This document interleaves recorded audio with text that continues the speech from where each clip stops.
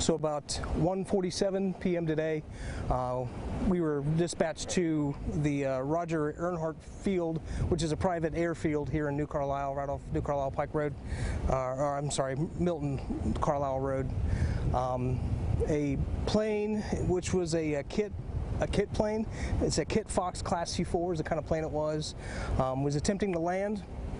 The plane actually struck the rear portion of the plane with the ground, and then it actually flipped over after the plane hit the ground. I'm assuming it hit too hard. I don't know for sure.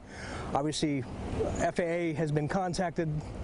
They'll have investigators either coming to the scene or coming to the area to investigate further, but initially Clark County Sheriff's Office responded, and there's also actually a couple of workers that were here that assist the two passengers in removal from the plane as it was on fire after it actually flipped onto its top. The passengers, so the actual operator of the plane is a Timothy Seymour. He's from Medway here in Clark County, and his wife Joyce. They were both in the plane. So again, the operator was Timothy Seymour. He's in his 70s, here from Medway, Ohio, and then his wife Joyce. They were both transported to Sowen Medical Center with minor injuries, just some cuts. They weren't burned in the plane when it actually caught fire. Any idea who was operating the aircraft? Timothy Seymour. Yep. Tell me more about so the plane. So they landed, they hit the ground, flipped over. Did it catch on fire right away there? And it seems like it did, yes. With fuel the way it is, especially with a fuel type of a plane similar to the ones that are out here, it's a little bit higher octane, lower flash point. So any type of jarring or any type of, especially something like this where it's flipped or crashed, there is not a tendency, but a possibility that it could catch fire, and it did.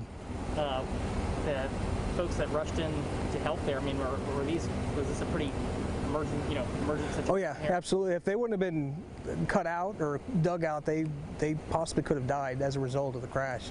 How would you characterize what these folks did then to help? Mm-hmm. What would you say about that? I mean, how would you characterize that? Oh, it's just, you never know what's going to happen, whether it be in the airfield or even on the roadway. It's just a matter of people responding in an appropriate manner and just being there to help others when the time comes, when they need it. We saw a couple of U.S. government vehicles pull in. Is that some sort of federal investigator already on scene, or? I don't know. I haven't been notified of such. If they are, they would probably be coming from the Dayton area. But I've already been in contact with the FAA, I believe out of Indiana. Some of us, we've covered a number of crashes out here at this airport. I mean, have there been a few already this year here that you're aware of? There's been at least two, yeah, that I'm aware of, 2 crashes. None have resulted in any deaths, thankfully. And same thing with this one. Thankfully, there was nobody that passed away as a result of the crash.